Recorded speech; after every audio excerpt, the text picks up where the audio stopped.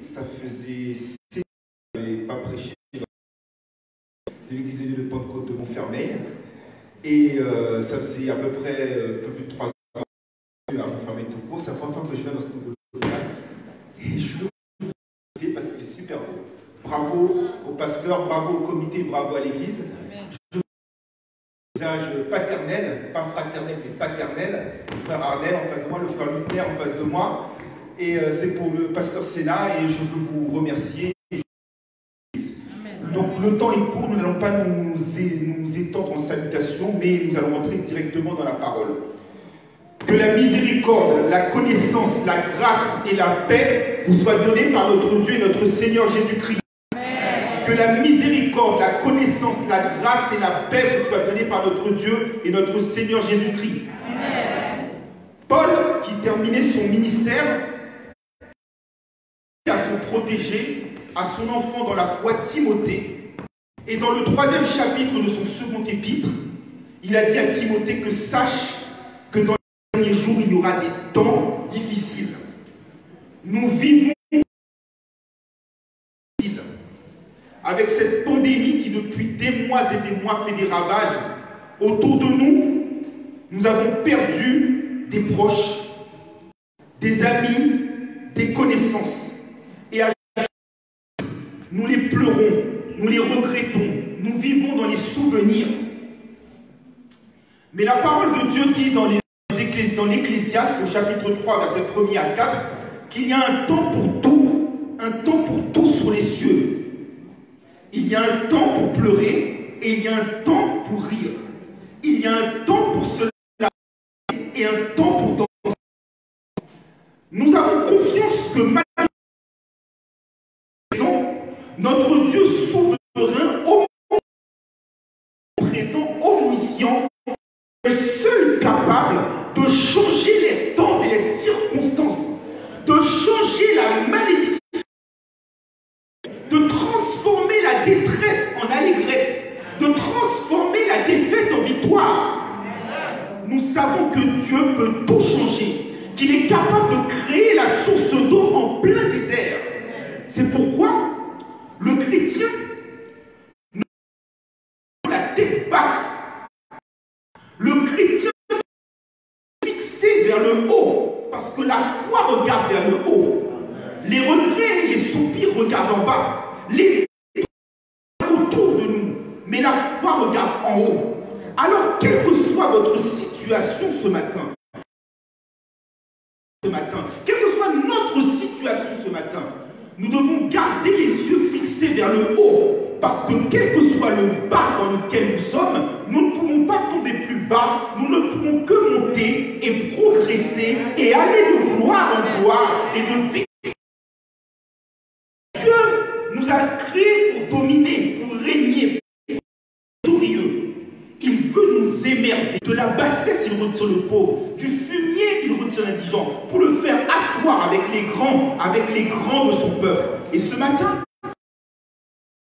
vous pouvez être un anonyme, mais aux yeux de Dieu, vous n'êtes pas un anonyme, parce qu'il a formé sur vous des projets de paix et non de malheur, afin de vous donner un avenir et de l'espérance. Et c'est ce que nous allons voir avec la lecture du jour, qui sera tirée du premier livre de Samuel, au chapitre 16.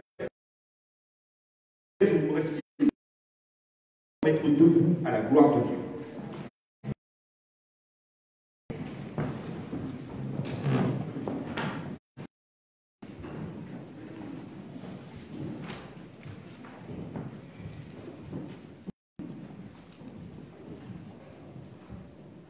Amen, l'Église. Amen. Je lis pour vous la lecture du jour. L'Éternel dit à Samuel, quand cesseras-tu de pleurer sur Saül, afin qu'il ne règne plus sur Israël? Remplis ta corne du je t'enverrai chez Isaïe, Bethléemite, car j'ai vu parmi ses fils celui que je désire. Samuel dit un sacrifice à l'Éternel. Sanctifiez-vous et venez avec moi au sacrifice. Sanctifier Isaïe et ses fils, et il les invita au sacrifice. Lorsqu'ils entrèrent, il se dit, en voyant Eliab, certainement, loin de l'Éternel est ici devant lui. Et l'Éternel dit à Samuel, ne prend point garde à son apparence et à la hauteur de sa taille, car je l'ai rejeté. L'Éternel ne considère pas ce que l'homme considère. L'homme regarde à ce qu'il fait, mais l'Éternel regarde au cœur. Isaïe, Abinadab, Samuel. Et Samuel dit, l'Éternel n'a pas non plus choisi. Isaïe passa devant Shama, et Samuel dit, l'Éternel celui-ci. Isaïe fit passer 7 de ses. Samuel dit à Isaïe, l'Éternel n'a choisi aucun d'eux. Puis, Samuel dit à Isaïe, sont-ce là tous tes fils? Le pasteur Patrick Dieu-Juste m'a donné un temps très court, mais je vais essayer de rentrer dans les synthétiques en 3 temps. Tout d'abord, je dois vous présenter. Ensuite, concrètement réalise ces opérations. Et enfin, comment l'onction de David a une portée dans notre vie spirituelle et dans notre vie tout court de tous les jours. Donc, la lecture du jour est tirée du livre de Samuel. Les livres de Samuel sont des livres particuliers, parce que ce sont des livres dans lesquels l'Éternel exprime sa volonté de conclure une alliance particulière, une alliance spécifique avec son peuple.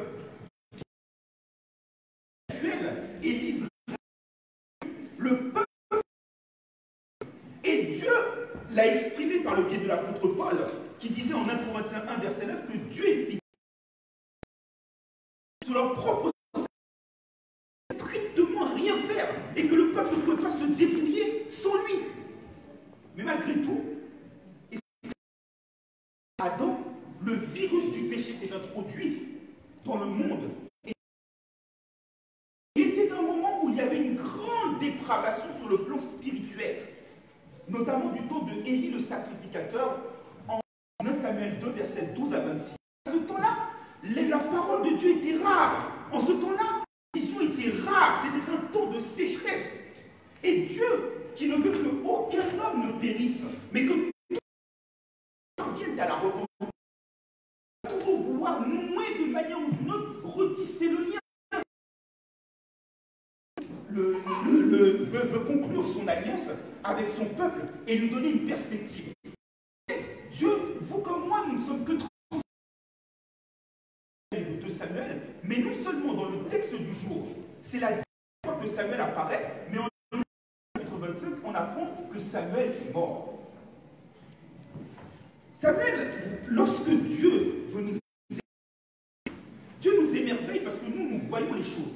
Mais en réalité, Dieu avait établi son plan sur nous depuis bien longtemps. Samuel était un homme préparé. Amen.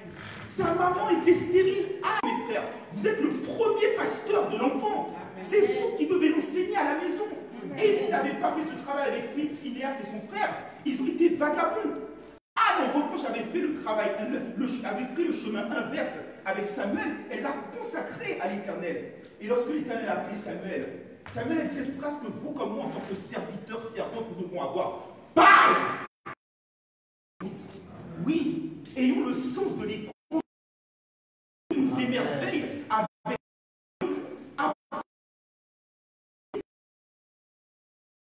vous comme moi à son image. Il nous a donné 2 yeux, 2 oreilles pour entendre, 2 yeux pour voir, 2 narines pour sentir, mais une seule bouche. Mais parfois nous parlons. Et Jacques 1, verset 19 nous dit que tout homme soit lent à parler, lent à se mettre en colère, parce que, et au verset suivant, il dit que celui qui se met en colère n'accomplit pas la justice de Dieu. Samuel a écouté la parole, il a écouté l'Éternel lui parler. Avant d'être émerveillé, il a prêté attention.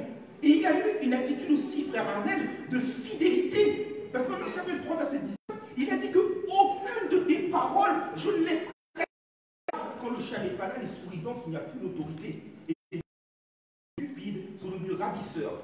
Et lui, dans la mesure où l'Éternel lui avait mis là comme premier prophète, comme pour servir de transition par rapport à la période des juges pour nous ramener vers la royauté, il s'attendait à ce qu'un de ses fils prenne sa suite et devienne roi. 1 Samuel 8, verset 3 et suivant. Mais dans la mesure où ils étaient vagabonds, de les mettre en place dans la royauté, dans le même ordre d'idée dans l'église de Jésus-Christ actuelle. D'être ordonné pasteur, évêque ou autre, si nous avons la sainte soumission. C'est ce qu'on dit à l'apôtre Paul en 1 Timothée 3, verset 2 à 3. Et c'est également ce qu'il dit à Tite. Il dit à Tite que les enfants ne doivent pas être vagabonds en Tite 1, verset 6 à 9. C'est ce que nous dit l'apôtre Paul. C'est-à-dire que dans la mesure où ses enfants n'étaient pas soumis, il a dû mettre en place et mettre la royauté sur Saül. Mais Saül était un homme qui a été désigné roi non pas par la volonté de Dieu, mais par la volonté d'un homme. L'Église de Jésus-Christ, nous sommes parfois plus. Nous faisons les choses par habitude, par routine. Parce que depuis des décennies, on fait la même chose, on continue. L'Éternel avait reproché ça au peuple du temps d'Ésaïe. En fait, en Ésaïe 29, verset 13. Votre cœur est éloigné de moi. Parce qu'en fait, ce sont que des traditions d'hommes, que des rudiments. Et là, ce qu'il a fait, une tradition. Il a fait un sacrifice, mais il n'a pas obéi avec son cœur. Et donc l'Éternel l'a rejeté, comme il avait rejeté Élie le sacrificateur. Et repentir. Et le psaume 103 en est très clair. L'Éternel ne se lasse pas de bénir, il ne se lasse pas de pardonner, il ne se lasse pas de faire grâce.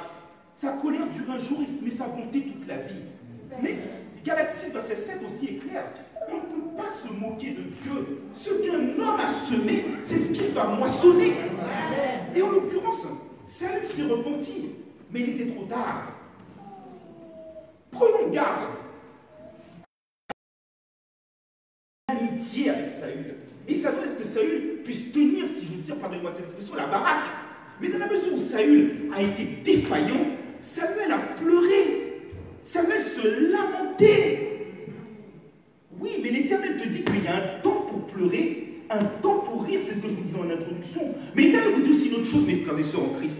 C'est vrai, lorsque nous perdons un proche qui nous est cher, nous pleurons. Mais nous ne pouvons pas rester toute la vie dans les pleurs. Il y a un moment, il faut se relever. Il faut se relever pour Dieu. Laissons les morts ensevelir les morts, mais continuons notre route. Continuons le chemin que Dieu a tracé pour nous. Et l'Éternel, comme il avait dit à Josué en Josué 7, verset 10, a donné l'ordre à Samuel de se lever et d'agir.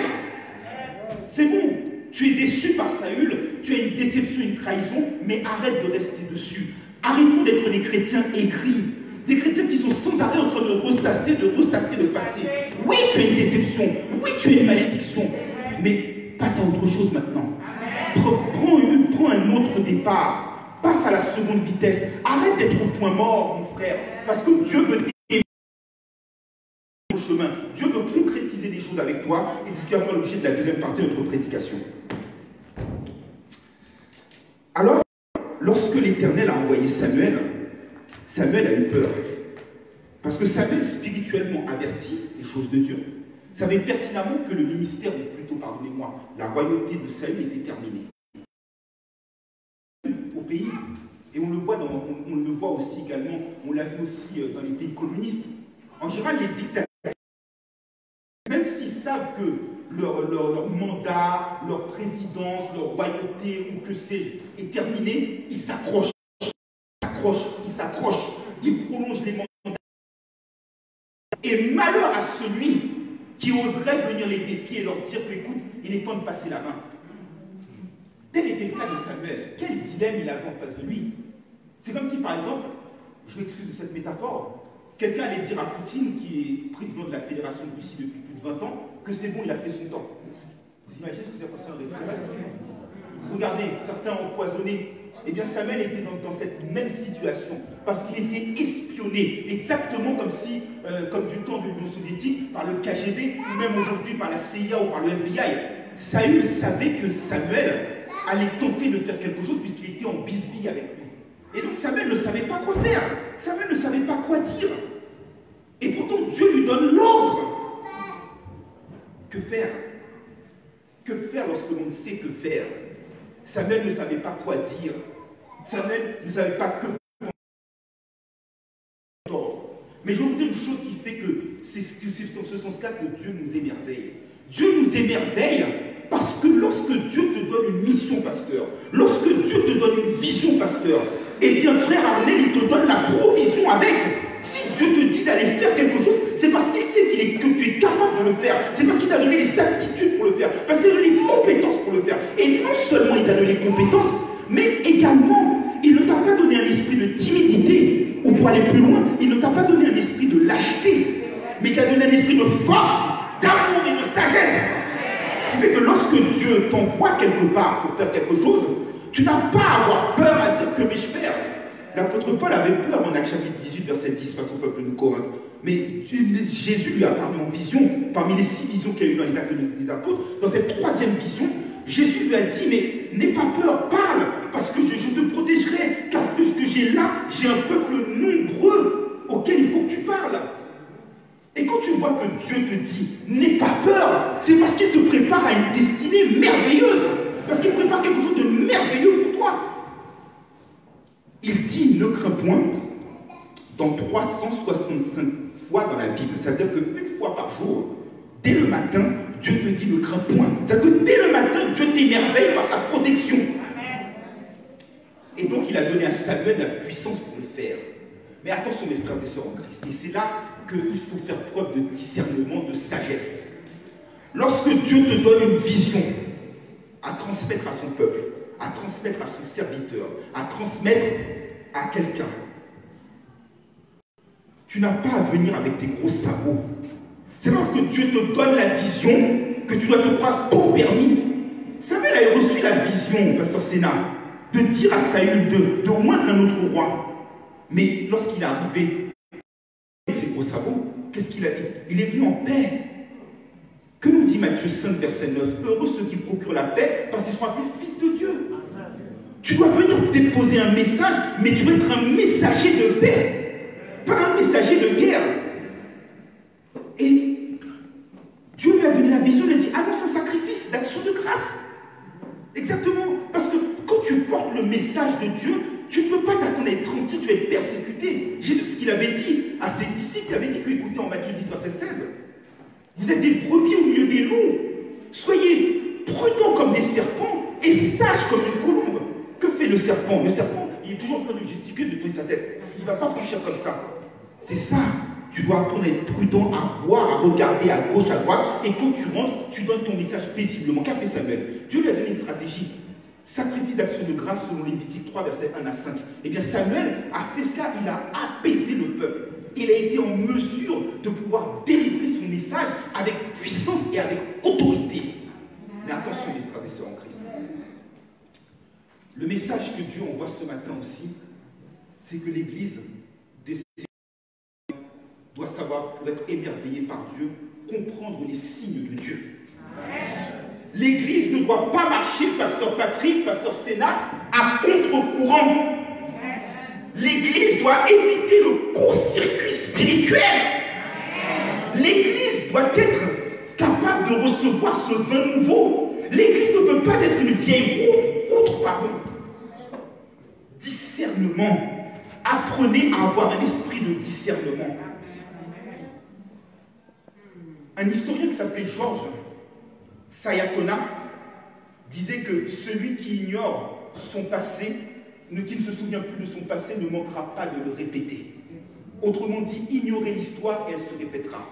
Chaque fois que nous commettons des erreurs ont été commises par nos ancêtres dans le passé. Mais comme nous ne les avons pas méditées, eh bien, nous reproduisons exactement la même chose. Et là, Samuel avait commis l'erreur avec Saül. Il s'est précipité pour loindre. Quel a été le résultat d'une catastrophe? Parce que ça a été fait par une volonté d'homme, pas par la volonté de Dieu. Dieu t'appelle à avoir un esprit de discernement. Ne regarde pas ce qui frappe aux yeux, regarde au cœur. Autrement dit, Samuel a commis l'erreur spirituelle de marcher par la vue et non par la foi. Portons notre attention sur les choses invisibles. Demandons à Dieu de nous donner un esprit de discernement. Parfois dans l'église, on a ça. Parfois, on a des frères qui ont hyper confiance en d'autres frères, qui pensent que ce sont des brebis alors que dedans, ce sont des loups ravisseurs, qui pensent que ce sont des vitrines. Mais au-dedans, ce sont des sépulcres, des tombes blanchies. C'est ce que nous dit Matthieu 23, versets 24 à 28. Apprenons à avoir cet esprit de discernement. Arrêtons de nous faire bluffer ou même tromper. Si je devais vous donner un exemple parlant, vous allez faire vos courses au magasin. D'accord? et vous passez dans le rayon fruits et légumes. Puis vous arrivez, vous voyez une belle pomme. Oh là là, mais qu'est-ce qu'elle est bonne la pomme. J'aimerais la croquer. Et puis, vous arrivez chez vous, vous achetez la pomme, pas de problème. Et puis là, vous commencez à l'éplucher. Et puis au-dedans de la pomme, c'est pourri. À l'inverse, vous achetez une banane. Elle commence à avoir des petits points noirs. Moi, je vais vous avouer, pour être tout à fait honnête avec vous, lorsque je vois une banane qui a des petits points noirs, j'ai pas trop envie de la manger. Parce que je me dis qu'il y a déjà un petit problème. Et pourtant, quand vous l'épluchez, elle est de très bonne qualité. Autrement dit, les apparences sont trompeuses. Spirituellement, Eliab semblait faire l'affaire, d'un point de vue charnel, pardon. Mais spirituellement, il ne faisait pas l'affaire. Demandons à Dieu de nous transformer par le renouvellement de l'intelligence afin de discerner sa volonté, de voir ce qui est bon, agréable et parfait. Tu as besoin d'un discernement. Tu as besoin que Dieu ferme tes yeux charnels, qu'il ouvre tes yeux spirituels, que tu vois les choses comme lui, qu'il le voit. Pour que Dieu t'émerveille, tu dois être émerveillé spirituellement. C'est au niveau spirituel que ça joue. Mais humainement, tu ne dois pas être impressionné. Humainement, tu ne peux pas te laisser dépasser.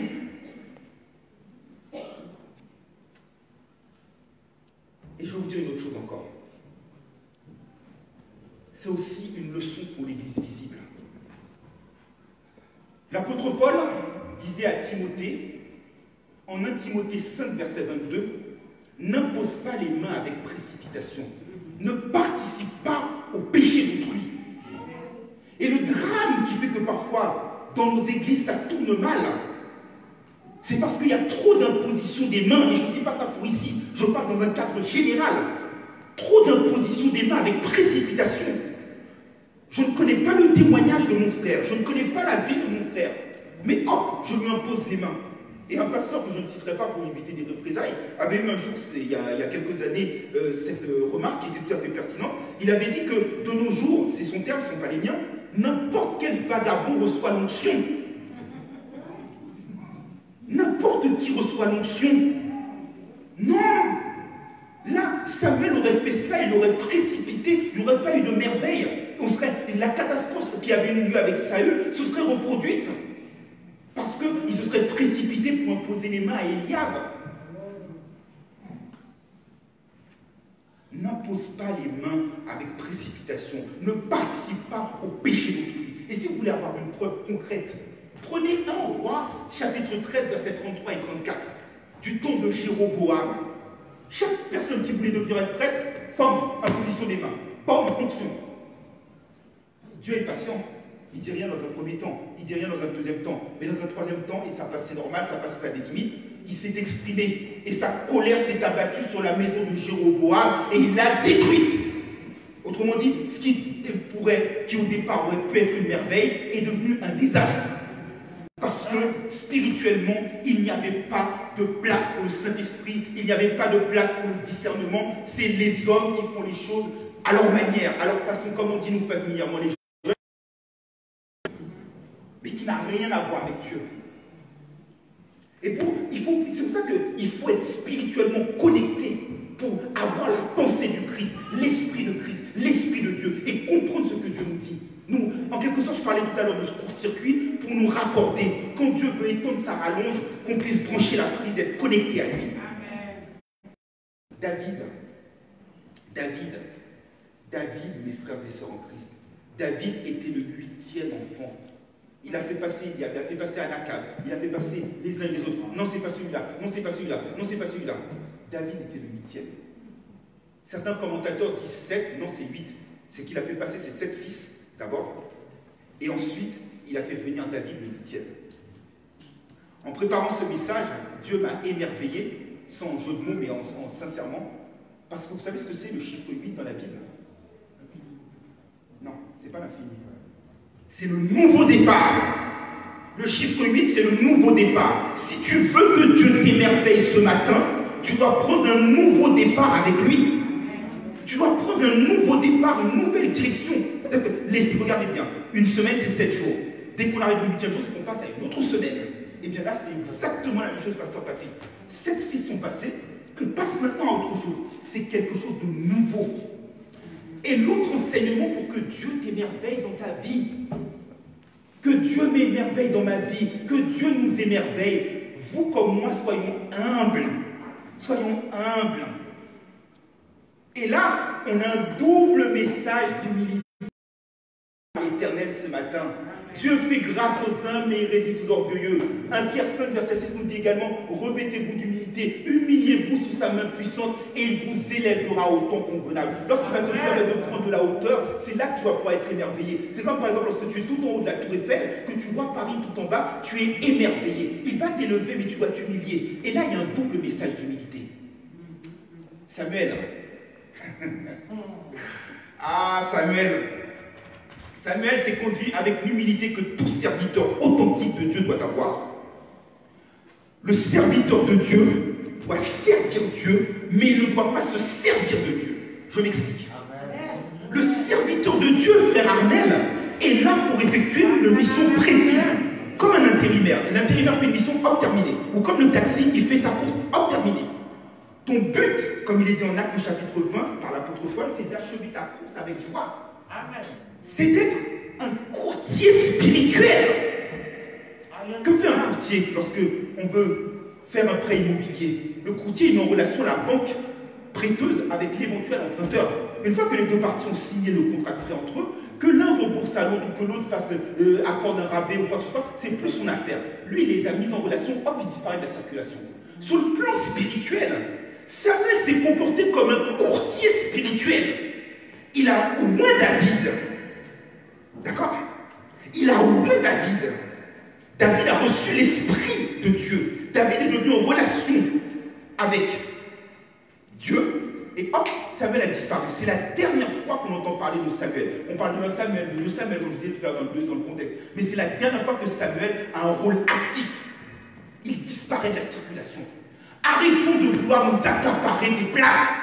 Arrêtons de vouloir confisquer des places. Arrêtons de vouloir confisquer des postes. Dieu t'a donné une mission, tu as terminé ta mission, hop, rideau. Place à un autre.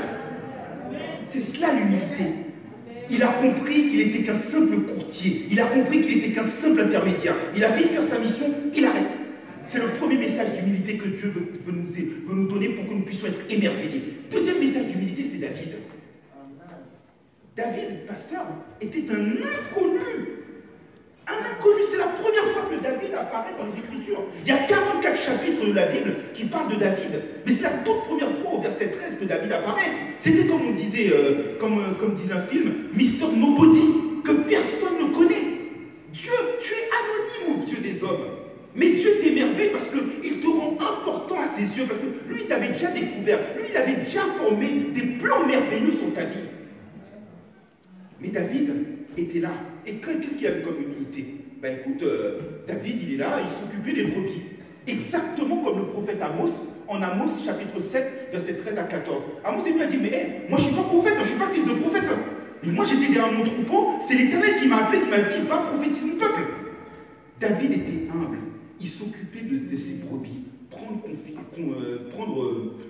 soin de ses brebis.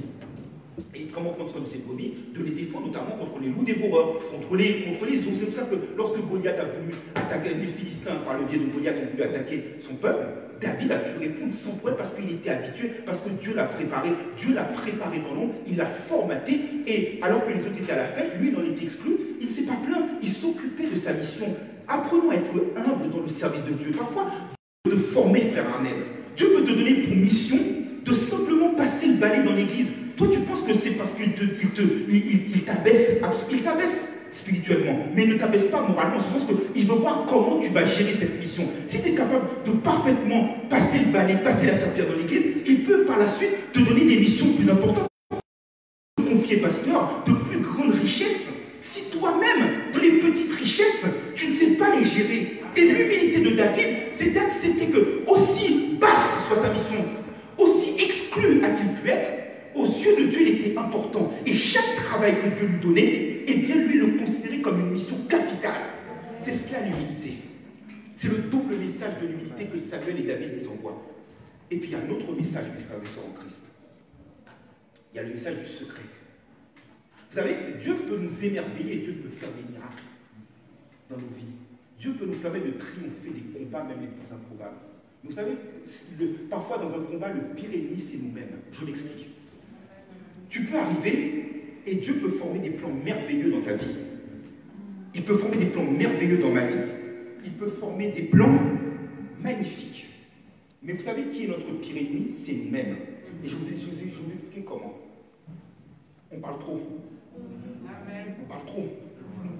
Quand tu parles trop, tu exposes trop tes secrets. L'ennemi a le temps de voir. C'est comme quand tu joues au poker. Tu ne mets pas toutes tes cartes sur la table, mets-les sous la table. Garde toujours un joker. Tu exposes ta vie sur les réseaux sociaux.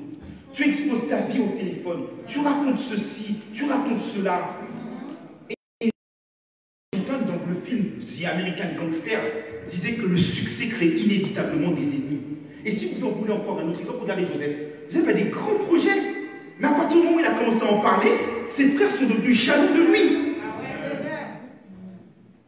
Les voleurs de rêves, ça existe. Parfois, Dieu veut faire des merveilles avec toi, mais tu parles trop. Dieu te dit simplement, en Matthieu chapitre 6, prie dans le lieu secret. Quand la réussite viendra, il émerveillera tout le monde. Mais ne parle pas. Reste silencieux, reste discret. N'expose pas ta vie au téléphone. Et je vais même aller encore plus loin, pasteur. Ton ennemi, souvent, il est beaucoup plus près de toi que tu ne le penses. Et je vais encore aller encore plus loin, pasteur Sénat. Parfois, ce n'est pas ceux qui sont à côté de toi qui veulent ton bien. Et si vous voulez une preuve, je vais vous donner deux illustrations bibliques. Caïn et Abel. Abel, ce n'est pas un étranger qui est venu le tuer, c'est son frère. D'accord? Joseph, qui l'a vendu? Ce sont ses frères. Dieu veut t'émerveiller, mais arrête de raconter ta vie à tout bout de champ. Apprends à avoir des secrets. Regardez ce qu'il a fait avec David. Samuel l'a oint, pasteur Patrick. Il l'a oint, mais c'est une onction privée. Il va ensuite, en 2 Samuel chapitre 2, le oindre devant Judas. Ensuite, il va dans 2 Samuel chapitre 5, le oindre devant tout Israël. Il va répandre son royaume progressivement. Parce qu'au départ, il l'a fait dans le secret. Il ne l'a pas fait à grand bruit. Il n'a pas dit je veux être le roi, je veux préparer ma postérité. Eh, arrête, frère. Apprends à conserver un peu de mystère. Ton intimité, la communion, c'est avec Dieu que tu dois l'avoir. Oui, il faut la communion fraternelle, je suis d'accord. Mais d'abord la communion avec Dieu. Dieu te demande de garder le silence. Lui, il va combattre pour toi. C'est dans le calme, dans la confiance que sera ta force. Tu veux qu'il t'émerveille, mais en grâce, tais-toi. La réussite fera beaucoup plus de bruit que toi quand elle arrivera. La délivrance fera beaucoup plus de bruit que toi quand elle arrivera. L'émerveillement fera beaucoup plus de bruit que toi quand il arrivera. C'est le secret. C'est le secret. Voyez, si Saül savait que Samuel allait moindre David, c'est pour ça qu'il a tout fait pour tuer.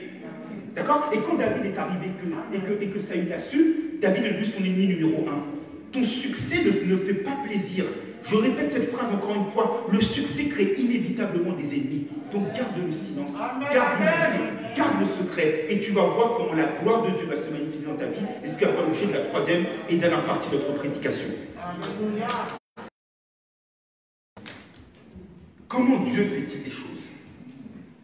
Dieu, par le biais de Samuel, a oint David. Mais cette onction, elle a une portée merveilleuse pour nous à plusieurs titres. Tout d'abord, l'onction, ça veut dire que l'Esprit de Dieu repose sur David.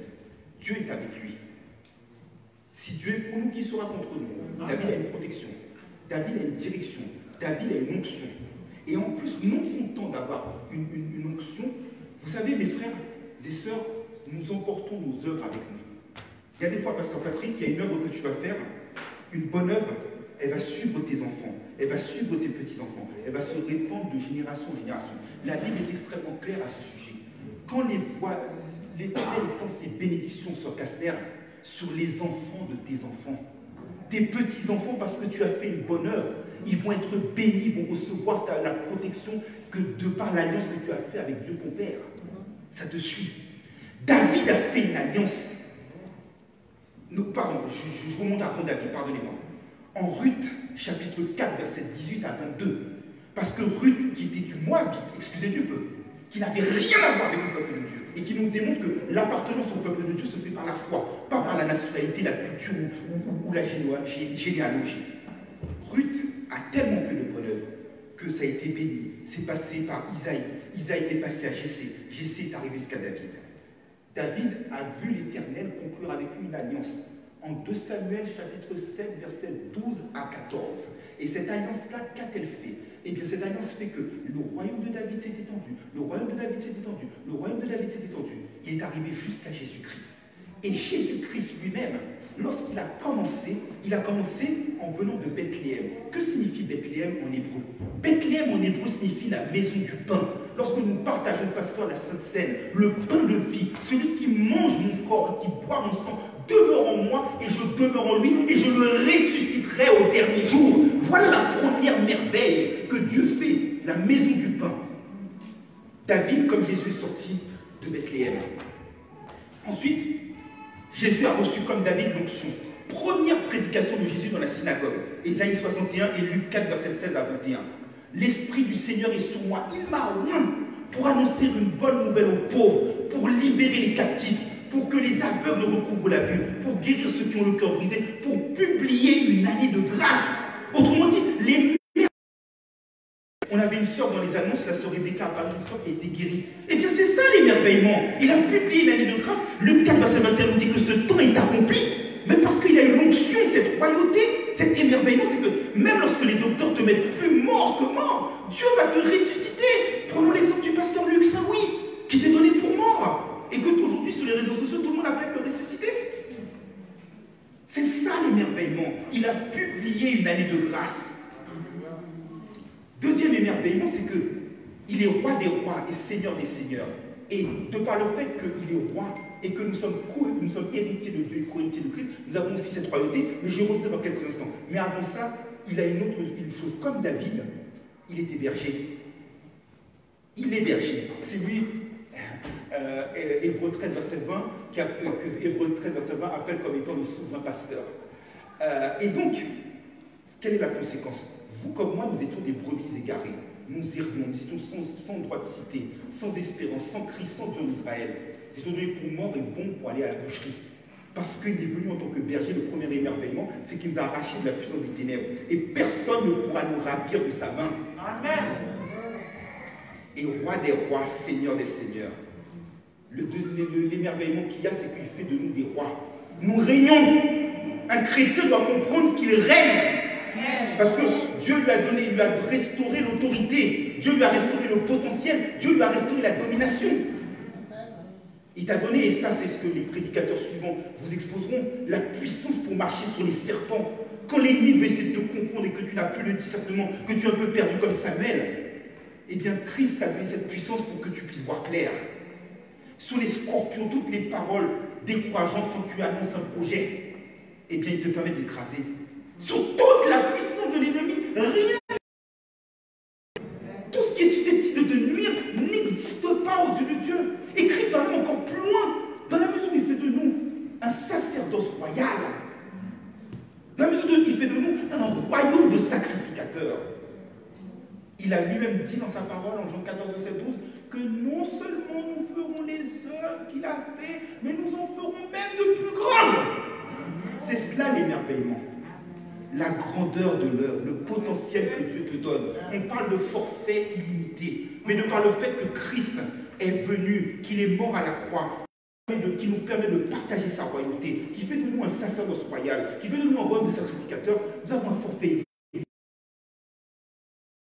Un forfait illimité, source spirituelle. Dieu t'a équipé, il t'émerveille, et ce qui nous permet de voir en termes de miracles, en termes de délivrance, en termes de puissance, en termes d'exploit, n'est qu'un avant-goût. Parce que lorsqu'il viendra nous rechercher, nous serons encore plus dans l'étonnement, parce que tel qu'il est, nous serons semblables à lui. Amen. Ainsi donc, mes frères et sœurs en Christ, pour terminer ce message ce matin, quelles que soient les difficultés auxquelles vous êtes confrontés, quels que soient les tourments, quelles que soient les douleurs, quels que soient les pleurs que vous avez à couler, Dieu est au contrôle ce matin. Il a fait une promesse et il lui est impossible qu'il mente. Il a promis de faire de la tête, mais non la queue. jamais en bas. Dieu veut faire de vous, il fait de vous la prunelle de ses yeux. Il veut faire même, il veut vous émerveiller, même au-delà de ce qu'il demande, de ce que nous demandons ou même pensons. Il veut vous faire voir sa gloire. Mais pour que nous puissions voir sa gloire, apprenons à devenir des petits-enfants, apprenons à être humbles, apprenons à voir des secrets. Et c'est lorsque nous nous comporterons ainsi que nous pourrons voir en Ecclésiaste 3, verset 11, à savoir que Dieu fait toutes choses belles en son temps, il n'y a rien à ajouter, ni à retirer. Amen. Amen.